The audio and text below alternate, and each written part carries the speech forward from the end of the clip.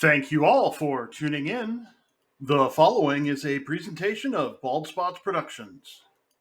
Be sure to like, comment, and share.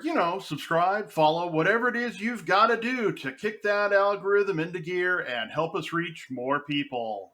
Yes, it is I, your humble host, Bill Hatch III, coming to you live from the Flash Studios of Bald Spots Productions here in the beautiful city of Malden, Missouri.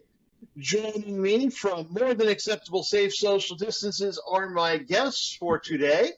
Arthur Yavelberg, who is coming to us temporarily from Colorado, and David Richards, who's joining us from North Carolina. So we've got a nice spread across the country, don't we, gentlemen? Sure we do. So Arthur, I wanted to ask you about your book. Theology for everyone? No. A theology for the rest of us. A theology for the rest of us. Oh, damn it. I'm in the loss of jeopardy. Now, you're drawing on Eastern and Western traditions to answer spiritual questions. How did you come upon the idea to do this? Well, actually, this is something I'd been thinking about pretty much my whole life. As a kid, I had seen King of Kings with Jeffrey Hunter, who was the first Christopher Pike on Star Trek way back when.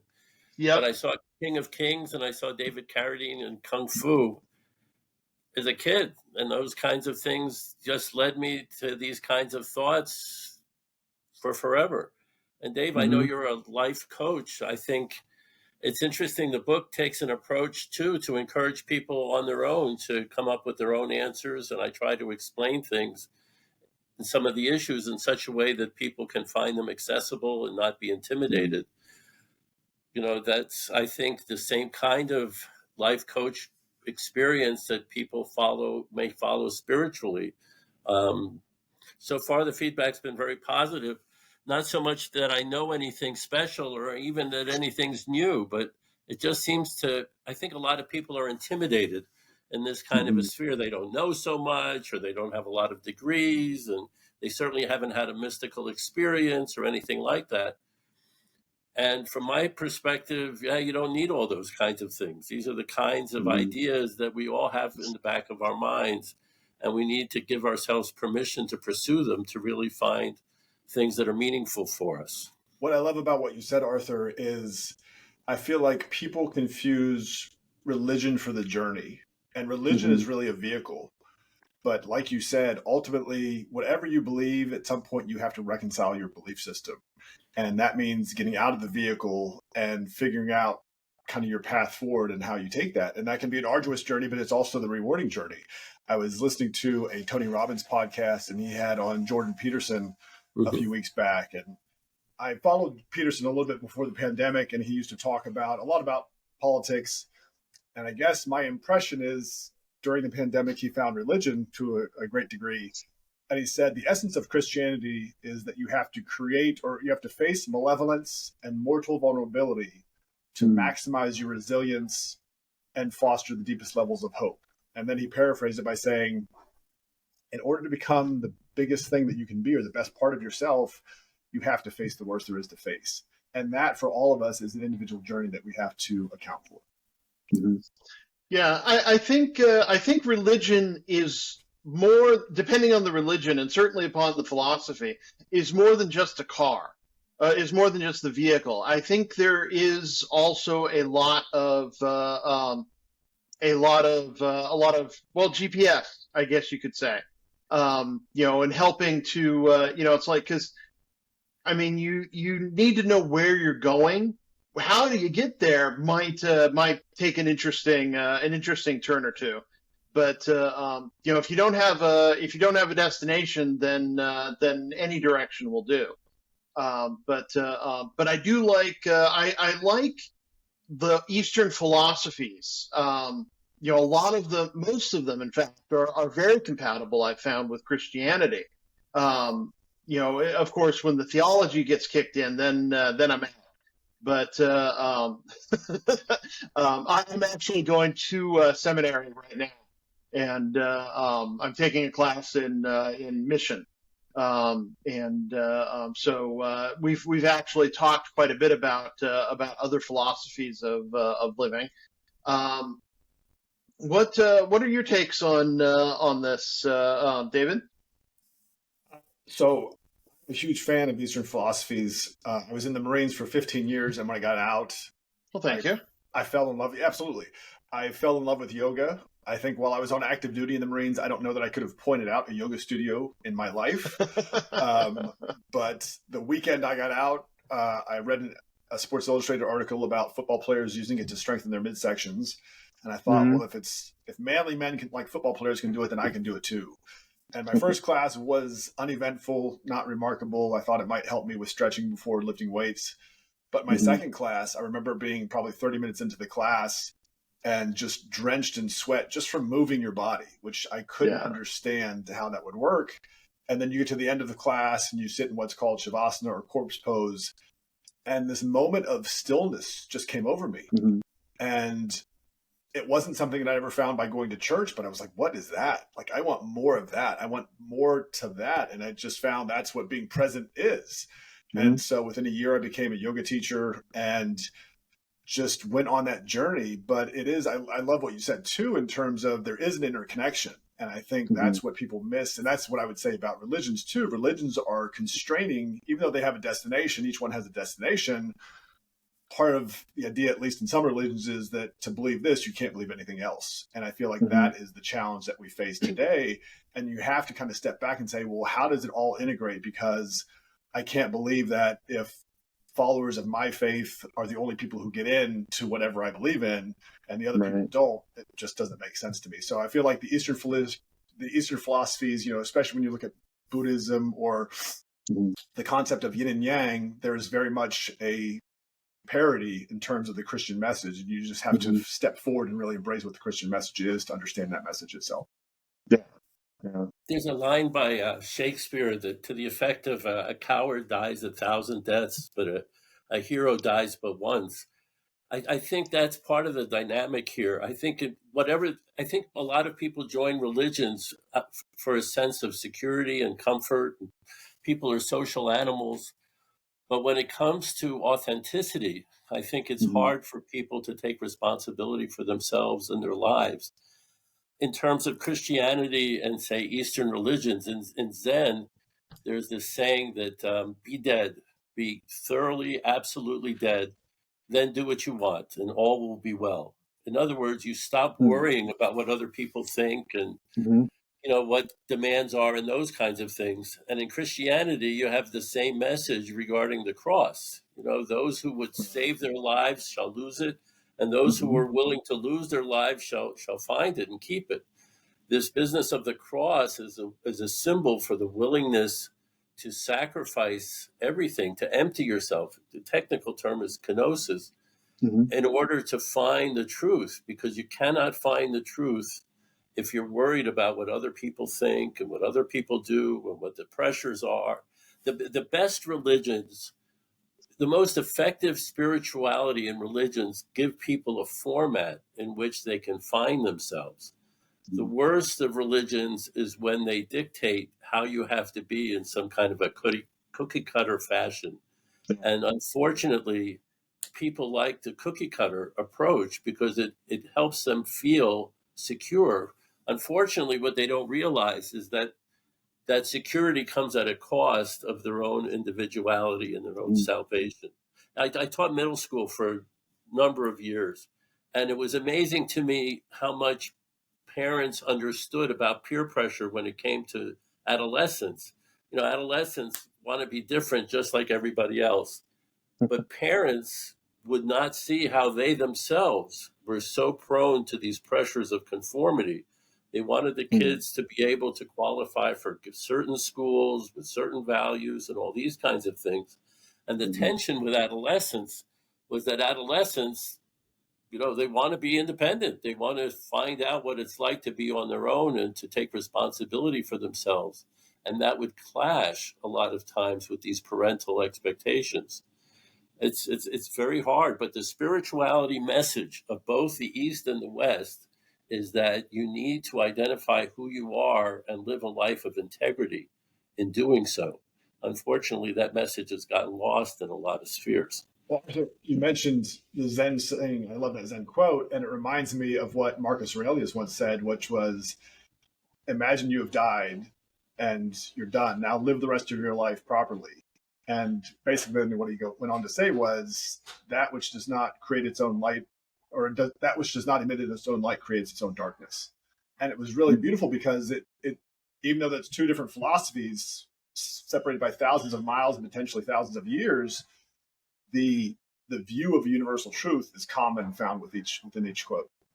Right. The Stoics have a lot in common with what's in the East. I had a friend years ago who was downright suicidal. He was ready and had enough for X number of reasons.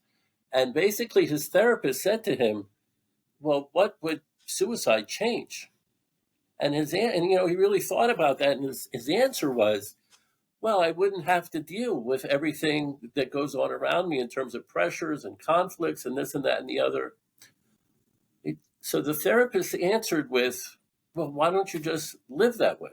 In other words, live as if you've committed suicide without having to worry about these pressures and conflicts and forces that seem to be outside of your control, because it doesn't really matter. You're dead.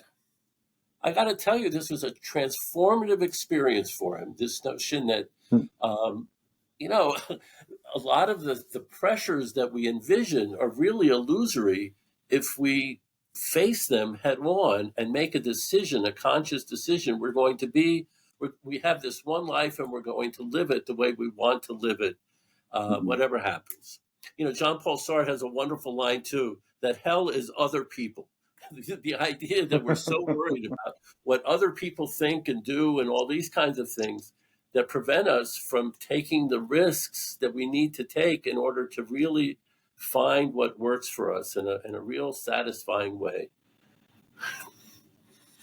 Bill, we were talking a little bit before about how you had started this whole business of these telecasts and how it reached 20,000 members and all these kinds of things. But there was a time when you had to act on faith, and I'm sure there were any number of people who told you, what are you, nuts? I mean, this can't work. And, spend your time in something that would be much more profitable and all this kind of thing. And yet you did it and it worked. Yeah. So far, so good, as the man who jumped off the top of the building was heard to say as he passed each floor. But yeah, no, I like what you said, and it's funny how the different philosophies match up, because I was reminded that in 1 Corinthians, I think, Paul said that I die daily, and it's interesting. Pick up your cross and follow me, and all of these familiar sayings about dying daily, and sometimes the Eastern philosophies say it maybe a little better, but mean the same thing. Well, you notice that Jesus doesn't say, worship me. Jesus always says, follow me. And right. Follow me has this sense, can be interpreted that you need to use him as a role model. But the follow me can also mean in terms of being a role model, to the effect of he was willing to face whatever came his way in order to show that it'll be okay. I mean, one of the most satisfying messages in Christianity is this idea that God is not only aware of us, but gets it. Hey, look, right. I don't know. We've all had our challenges and pains and suffering and all the rest of it. And God can say, yeah, I get it. I've been through it. I know what it's like. I mean, to be a Marine, I know what it's like to be a Marine and to be able to talk to people about those common experiences. But the message with Jesus at the end is, and it'll be okay. Even death, even this terrible, humiliating, torturous death, you know what? It's okay. We'll be able to not only survive it, but find a kind of spiritual plane of existence that we can only imagine at this point in time. And it's very reassuring and comforting. Yeah. And in the book of Job, just to finish, Job has all these sufferings and all the rest of it. And he doesn't understand why any of this stuff happened to him. And God appears to him out of the whirlwind. doesn't answer a single question. And yet Job is comforted because he can say, I get it. I understand that there is this presence out there, and at the end of the day, it'll be all right. Yeah. Yeah, very much so. And the philosophies of it, dying daily, emptying the self, and finding that moment of stillness of being present is just it's just, I think when the people with the cookie cutter people miss a lot of this because they're giving up. Well, I mean, shoot, I'm reminded of who was it? Was that Ben Franklin? Those who would give up freedom for security will have neither. Right. And the people who feel secure and wrapped in these swaddling clothes of their strict religion, they're missing out on a lot. Because I have come that they might have life and have it more abundantly, have it to the full. There's some translations that say have it wonderfully, and we're missing out on a lot by constraining ourselves, and there's a lot of life to live out there. What is it? Real life begins at the edge of your comfort zone. You have to be prepared to take chances, but this is one of the reasons why I believe as well in reincarnation, because it can't just be a matter of one and done, because there are so many different circumstances into which people are born, so many combinations of DNA and all these kinds of things. The notion that on the basis of one lifetime people are going to be judged for all of eternity, it makes absolutely no sense to me. There has to be reincarnation. I think in terms of schools and grades, people, first grade isn't better or worse than eighth grade. You need first grade in order to really progress to eighth grade. But if you stay in first grade, then you've really lost an opportunity to grow and develop into what you can, what your potential is. I imagine as a life coach, you come across these personalities all the time. Absolutely. I feel like when you look at the struggles, and certainly coming out of the pandemic, people have struggled a lot. And a big portion of it in my mind is the breakdown of the reliance on someone else to get something accomplished. And you have to, you mentioned it earlier, Arthur, you have to find that resilience within you to take on what life's challenges are. And when I look at, especially the message of Christianity is, if you basically believe in me and you will not perish but have everlasting life, when does that start? When do you make the commitment to say, okay, I believe this is the consciousness that I'm going to inherit and inhabit that brings me into everlasting life? And it's a daunting message and especially Christianity, because it is so explicit a story. It is grounded in history. We know Pontius Pilate existed. We know Caiaphas existed. We know this was during the time of Augustus and then Tiberius. And so it's very grounded, whereas if you look even to a certain extent, Islam is a little more esoteric because they think Jesus was born and started talking right away.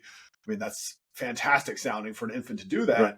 But Christianity is rooted in our history, and that's what makes it so compelling. That's also what makes it so daunting, because you have to look at someone who was in the same shape as us, accounts not just for the people who believe in him, but if you fully understand and embrace the message, accounts for all of human history. Like, this one person embodies the billions of souls that have gone through human history and was able to figure out how to save all of them. And that, to me, is an extraordinary story.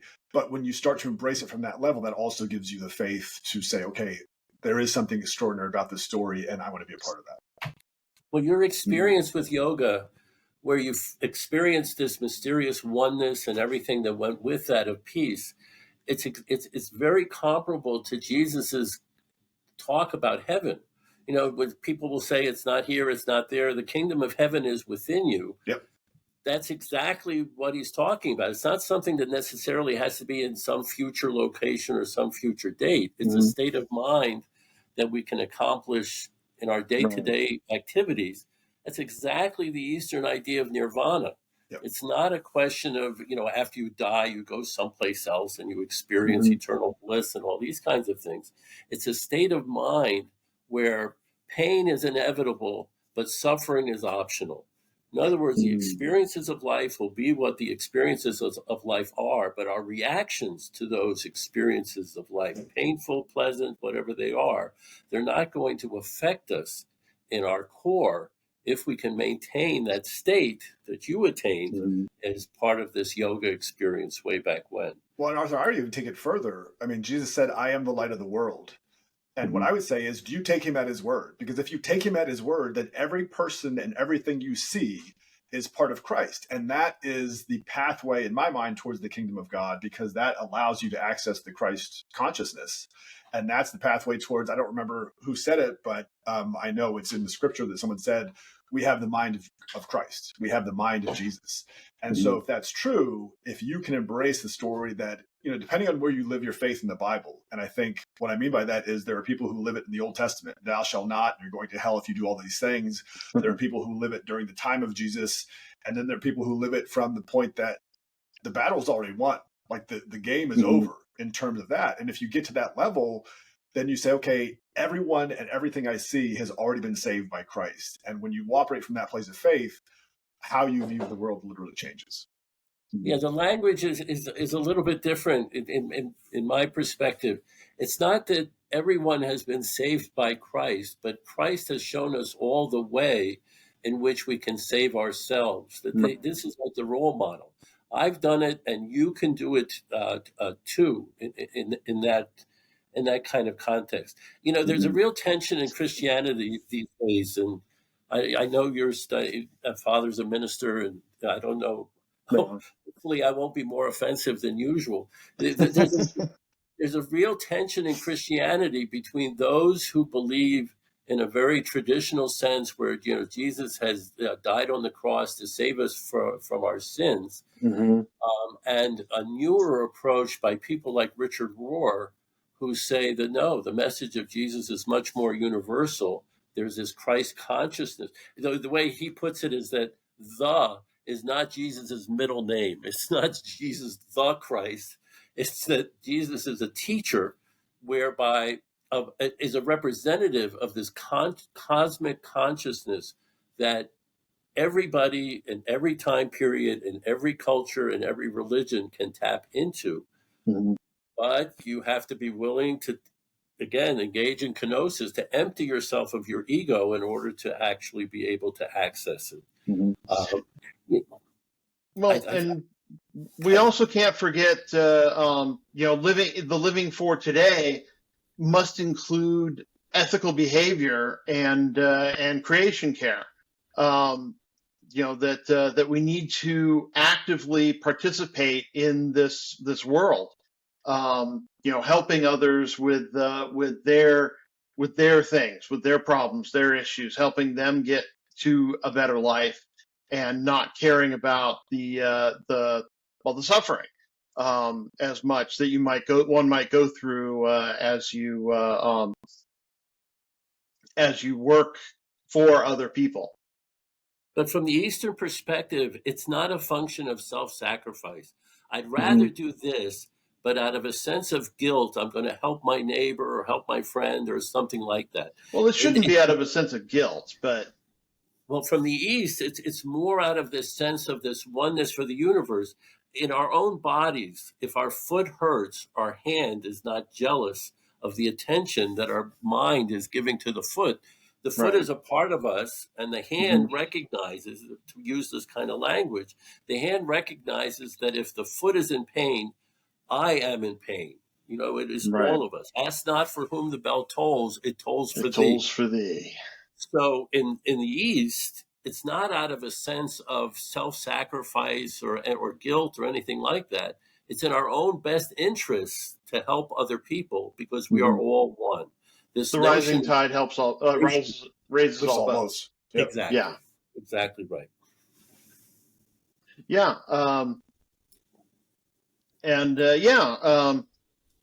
Yeah. So we really shouldn't forget that as we move forward. The whole elevated consciousness, the next level, the next dimension, whatever it is you want to attain, you need to first live in this life, and living some kind of isolation from others isn't really what we're called to do.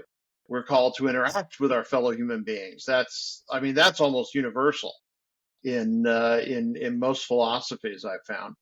Um, David, tell us about the approach you take when you're working with your clients. Well, it's mainly a lot of my clients are in corporate America or working for global Mm-hmm. companies.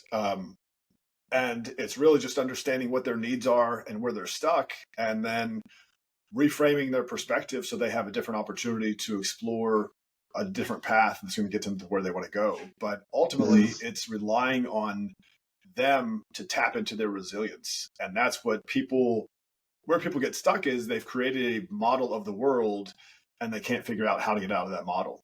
And Right. they feel like they're stuck because they don't have the resources or they don't think they have the resources. And ultimately, it's tapping into that resource within us. And ultimately, it usually doesn't come into a philosophical or spiritual journey component to it from a Mm-hmm. coaching perspective.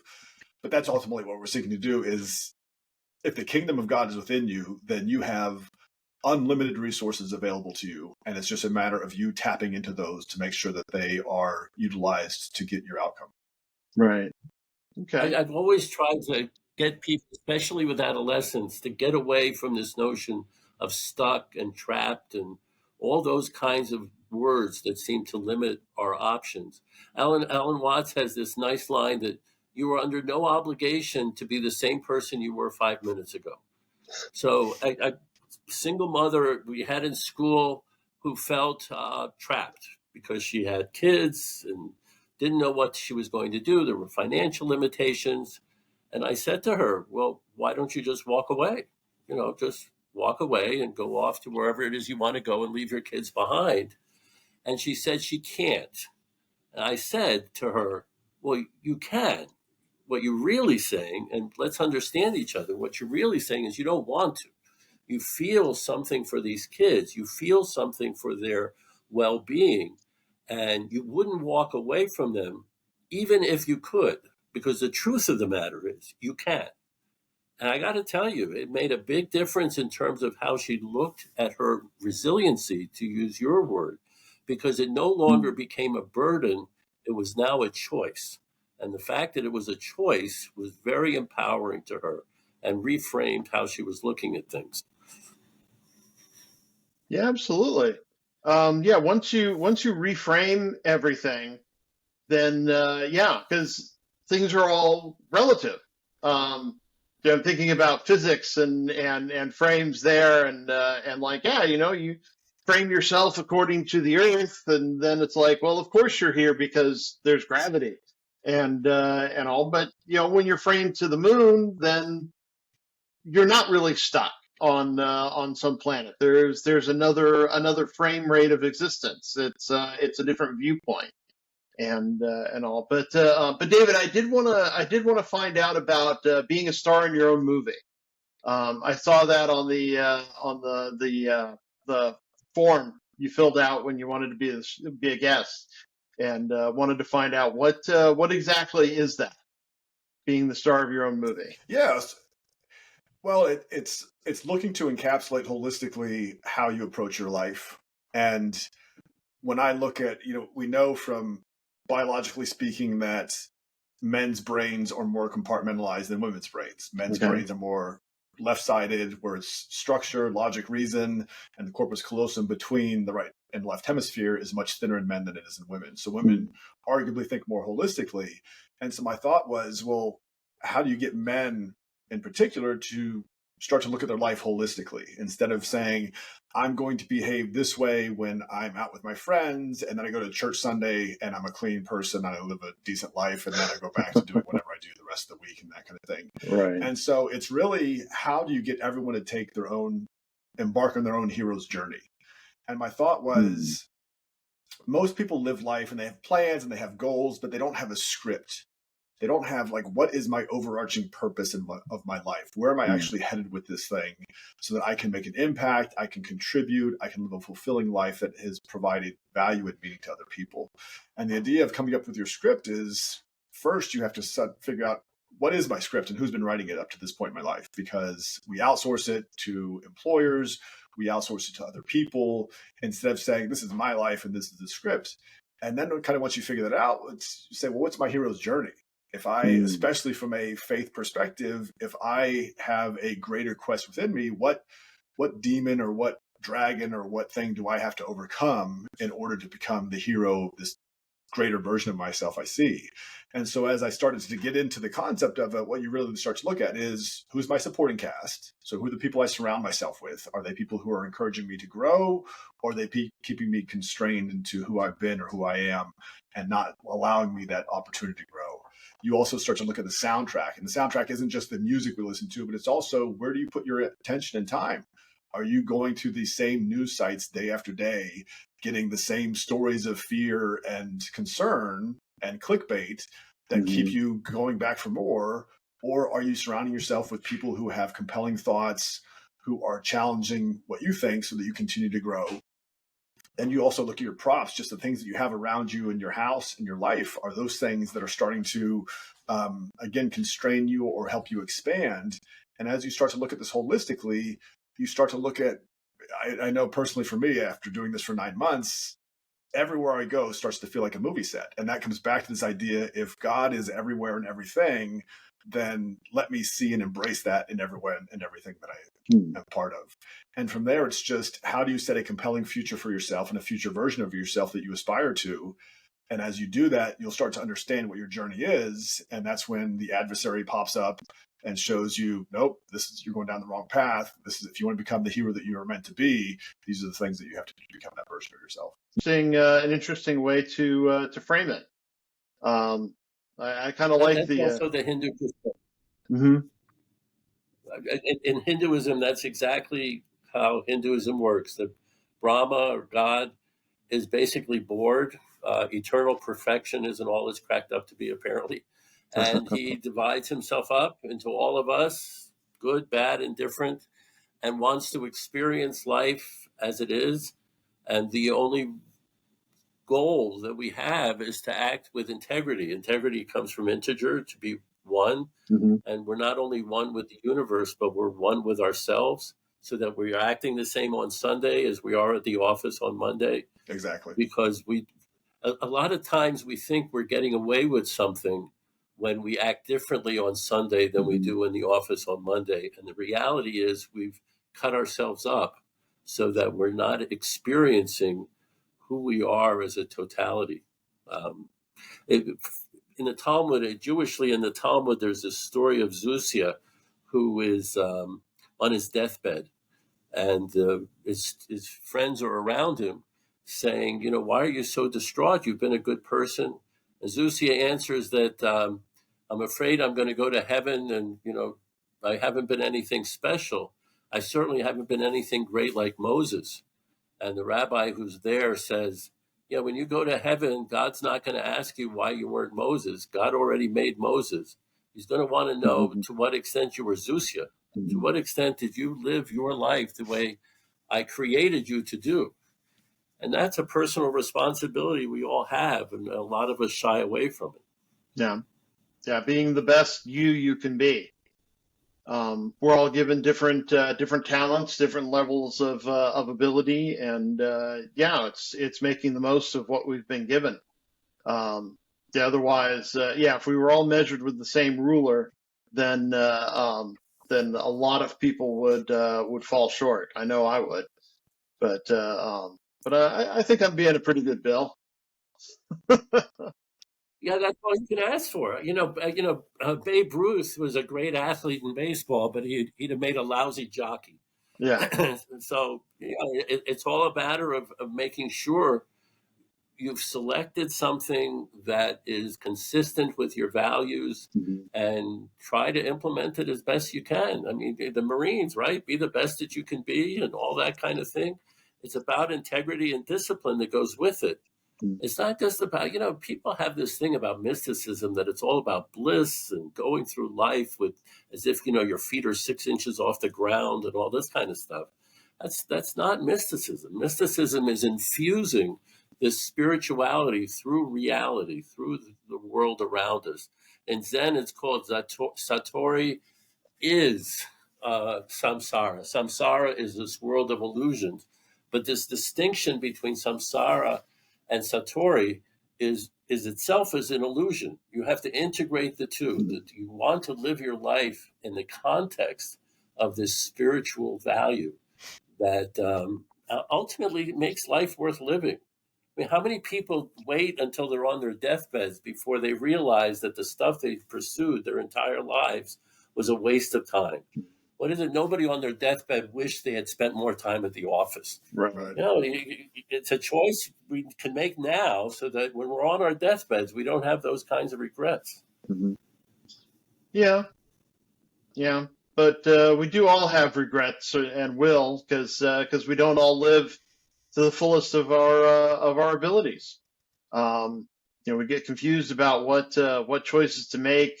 We let somebody else write the script, and that lends itself to regret, for sure. Yeah. But then we can make a decision whether to continue that or Hmm. not. The image is that, in a car, the windshield is much bigger than the rear view mirror. Right. We can look in the in the past, and we can figure out where we've been, and that's important, and all these kinds of things. But if we make future decisions on the basis of what we've learned, then there are no mistakes. There's nothing to Hmm. regret. I did the best I could, given the circumstances and the limits I had at the time. Yeah. Now, moving forward, if I continue to make the same mistakes, that's bad. Right. But if I can learn from it, there was no mistake. Yeah. So get a destination, figure out a destination, and then figure out how to get there. Um, we're all free to make our decisions about what our lives are made up of, and whether we think so or not. And we need to And that's what work most on that. people are afraid of. Yeah. They don't want to take responsibility for Right. themselves. Right. The freedom for security problem. Um, and by doing that, you'll have neither. You won't be secure because you'll feel secure, but you won't actually be secure. Um, and and you certainly aren't free by putting all these limitations on yourself. Um, yeah, I know I've had those issues before, because sometimes it doesn't feel like we're free in this world. A lot of other people trying to write the script. I like that. I'm really going to be on that now. Yeah, it's so true though. I mean, that's the gift that we all have is how do you embrace the greatest version of yourself that you can be, and what does it take to get there? And to do that, you have to face the greatest darkness inside you that you can possibly imagine. And that's what my last book was really about. It was this idea that if you look at the story of Christianity, you have to account for King David and you have to account for the Virgin Mary as pivotal in the story. Right. And if you go back to the prophecies of King David, he puts Jesus on the cross. He says, your hands and feet will be pierced. He also says, everyone's a liar. I am greatly afflicted. And you think about what those things are. And then you go back to the Star of David wasn't adopted by the Jewish faithful until the 12th or 13th century. And it is a pagan symbol. It is a pagan symbol for male, female, earth, air, fire, and water. And so what I looked at was a prerequisite for the foundation of the Christian story being true is that Mary and David have a relationship that people can understand and can be shared and communicated by. And to do that, then what I looked at was, what would it like for Jesus to resurrect and bring his Father back from the dead? Yeah. No, you mentioned about Mary and David as two. I mean, they're two very important figures in the heredity of Jesus. But we don't want to forget people who are also in that genealogy, like Rahab and oh shoot, who else was I thinking of? And well, I mean, David and Bathsheba, obviously, very flawed people in this story, but Sure. but God used them. Rahab, of course, being the prostitute, or I've found that it could be translated as innkeeper, but which seems really funny to have one word that means both prostitute and innkeeper. Uh, but yeah, to use otherwise flawed people. Ruth, for example, another person who, if they were choosing the genealogy, if people were choosing the genealogy of Jesus, probably wouldn't have put in there, because she was a Moabite. The Moabites weren't even allowed in the temple, and but here she is in the genealogy of our Lord and Savior. And so we've got all these flawed people who make up the one perfect person. And also, we really shouldn't be thinking badly about ourselves for being flawed, because we're still part of the plan. And we can be part of the plan. We can be the best versions of ourselves, and contribute to this world while we're here. Regardless of how flawed we have been and how flawed we will be, because nobody's going to make perfect decisions all the time. But spiritual, people complain that they don't see God's miracles mhm. anymore, and you don't have the splitting of the Red Sea anymore, and these kinds of things. But there is a spiritual. I like to play chess. One of the examples I like to use is I like to play chess, and Magnus Carlsen is probably the best chess player in the world Okay. right now. So if I sit down with Magnus Carlsen and play a game of chess, he's going to win. But even Magnus Carlsen has no idea exactly what moves I'm Right. going to make until I actually make them. That's my Yeah. free will. But he will, once I've made my moves, he will guide the game in such a way that he will achieve his purpose and he'll win the game. That's how God works in history. You don't have the splitting of the Red Sea and all, the walls coming down and all that kind of stuff. But God does work through history in such a way, as you said, David is not, a great role model in terms of his behavior and his temptations and things like that. But God works through flawed individuals to make sure that at the end of the day, his purposes will be achieved. And the only thing we can do, the only explanation of original sin that made any sense to me is not the one of, say, St. Paul or Augustine, to the effect that we're all born with this taint that we need baptism in order to cleanse. However, I did hear this minister at Union Theological Seminary explain original sin, not in terms of some genetic defect, but in terms of the world is a place where there are such temptations that sin is inevitable. You cannot avoid making mistakes. Our perceptions are limited. Our intelligence is limited. We are bound to commit sins. The only thing we can really be responsible for is doing the best we can in the opportunities and take advantage of the opportunities as we find them. And if we can do that with a clear conscience, you know what? Fine. And if God really wants to condemn us to hell for all of eternity for doing the best job we could, guess what? That's okay too. Rumi is a Muslim Sufi poet, and basically he says that many of us are sitting in prison cells with the key to our cell in our hand, and we refuse to use it. That's on us. That's not on God. That's not on bad people. It's not on the devil. We have the key in our hands. It's our responsibility to pick it up and use it. And if we don't do that, that's on us, not on anybody else. You have to participate in your own rescue. You can't Exactly. The like this sense of idea that someone's going to do it for us is not going to happen. yeah, this idea. I asked a friend of mine a while back. I said, "Who do you think you are when you're in heaven? When you get to heaven?" And she said, "Well, whoever God wants me to be." And I said, "I don't. That doesn't seem like how it works. Like you have to strive. Like you have to create. Like we are all creators, and that's the whole point of, from my stance, the philosophy of the religion is you have to take that journey. You don't get to like." Hopefully I didn't do too bad while I'm on earth and then I die and hopefully I repent right before I die. And then you get to heaven. You're like, oh, backstage access. Here's how history works. Here's how everything works. You got it.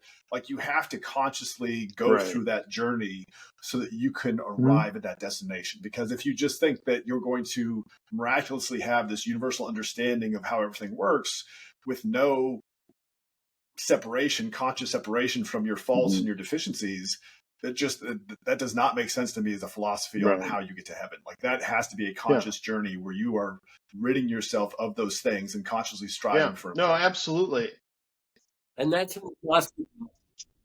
in the Gnostic Gospel of Thomas, which is not accepted by the Catholic Church for good reason. But the Gospel of Thomas says, yes, it is on us to create ourselves. And Jesus is like a role model in that regard. Exactly. That not to be afraid of all the, slings and arrows that will be thrown at us, but that we have a responsibility. That's what it means to say we are created in God's image, that God can create, and so too can we create and create ourselves in such a way that we can feel comfortable with, that we can live our lives with a clear conscience.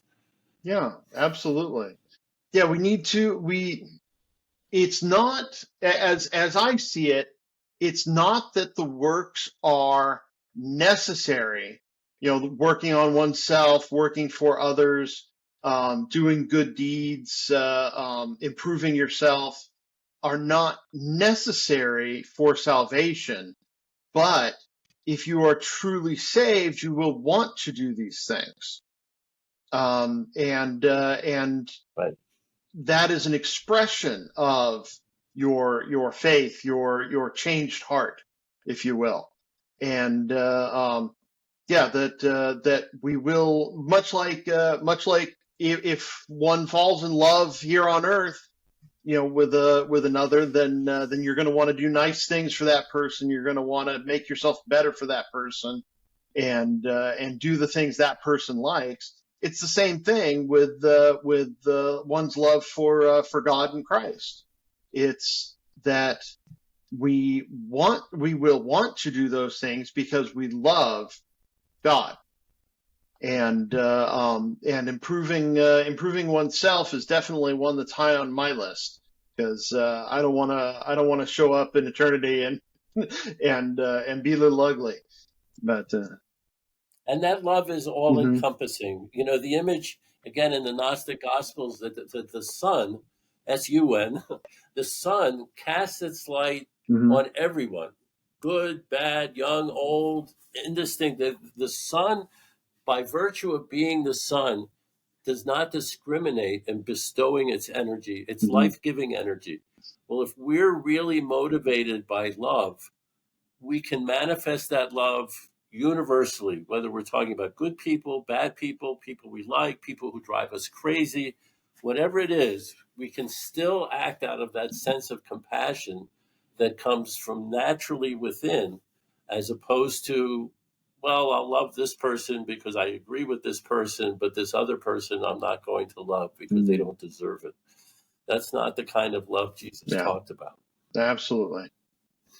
Let's see. So let's stop for a little promo action here.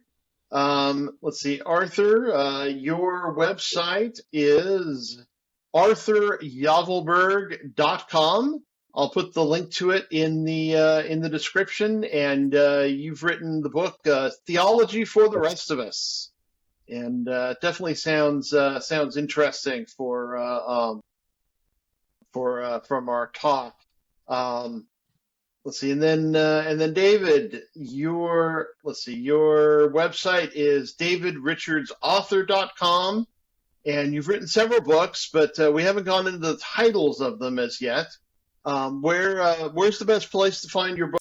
You can go to the website or on Okay. Amazon.com. And All three then are available and there. then just look up David Richards. And Arthur, is your is the theology for the rest of us on Amazon? It is. It's on Amazon and Oh, Barnes good. and Noble and MSI Press. The publisher says that you can get a better price MSI through MSI Press. Press. Okay. So it is what it is. Render unto Caesar that which is Yep, Caesar's. yep. Give a few more bucks to oh, what's his name? The Amazon guy. Wow, that's terrible. Jeff Bezos. Yes. Jeff Bezos. Yes, I Bezos. can't remember. Yeah. I couldn't remember his name for a second. Wow, it's already been a long day, I guess. But yeah.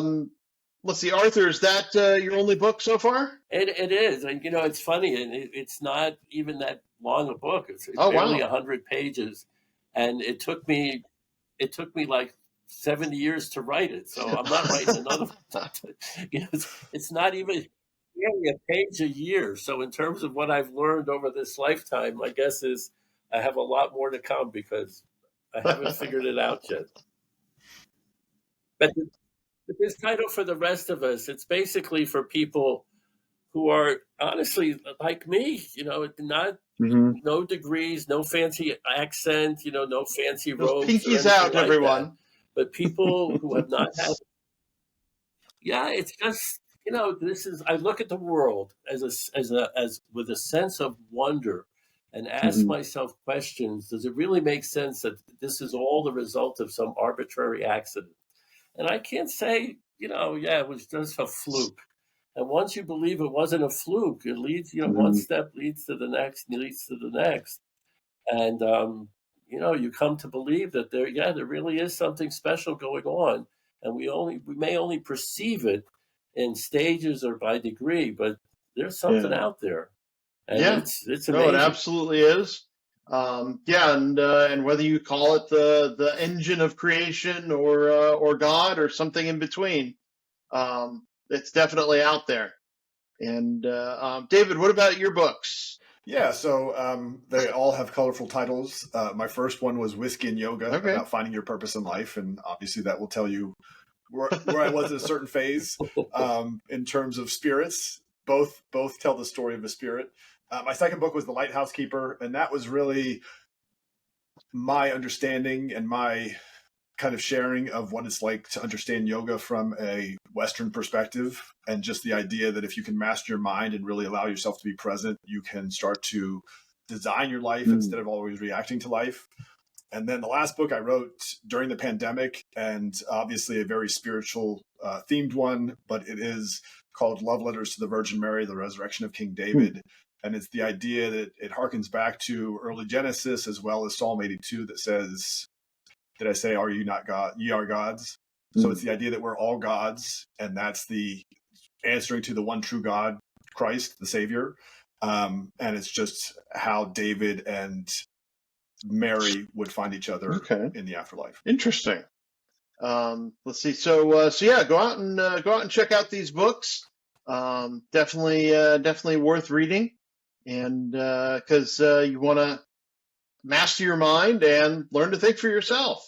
Really. I mean, that's learn. Because once you've mastered yourself, then you can make the decisions for yourself. And so definitely been an interesting chat. Let's see, we've gone for about an hour, so I'm thinking maybe it's time to close up shop for the day. But first, I always ask, what final thoughts do you have for the nice people? Arthur? Well, Oscar Wilde has a line, be yourself. Everybody else is taken. I think it's true. I think to the degree people can look at themselves and give themselves permission, and I feel sometimes I wish I had the tools or the ability to get people to stop. A good teacher puts himself out of a job. A good teacher puts students in the position where they can pursue their own interests in their own way. And if there are magical words that could get people to give themselves permission to do that, that they're good enough to live their own lives, that would be Okay. great. David, how about you? I'll borrow something that I've heard from Tony Robbins for years now, and that is that life doesn't happen to you, Okay. life happens for you. And when you start to embrace that message, you realize that is a pathway towards Nice. your ultimate self. Okay, then. Well, I'd like to thank our guests for participating. It was really a great chat. I really enjoyed it and got a lot out of it, and I hope our those who tune in will also. And so, thank you for tuning in. And remember to be safe out there. Wash your hands and stay tuned for the ending credits. Thank you for the opportunity. Thank you. Thank you so much. It's been a pleasure. Thank you all for tuning in. This has been a presentation of Bald Spots Productions. I'd like to thank our producer, my beloved mother, Eileen Hatch. I, of course, am your humble host. I'd like to thank my special guests, Arthur Yavelberg and David Richards. Support the show if you feel so led over on patreon.com. We're known as Bald Spots Pro. Don't you dare miss YWL Online. You can find us on Facebook, YouTube, and wherever fine podcasts are offered. Be sure to tune in next time when my special guest will be Dark Joseph Ravine. Be sure to like, comment, and share. Subscribe, follow, whatever it is you've got to do to kick that algorithm into gear and help us reach more people. If you or someone you know needs support now, call or text 988 or chat 988lifeline.org. That is the suicide and crisis lifeline here in the United States.